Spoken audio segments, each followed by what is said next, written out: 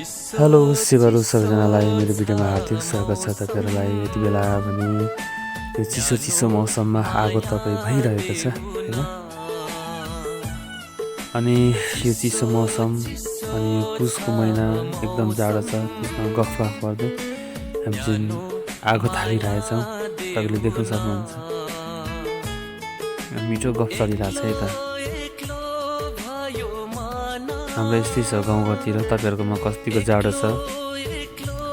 जाडो मौसममा चाहिँ आगो तापै छ। सरसफाइ पनि हुने हामीले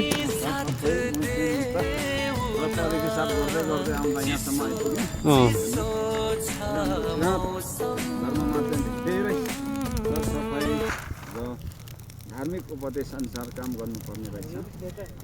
मौसम सर पनि आउनुभयो। क्यामेरा त राम्रो छ। हाम्रो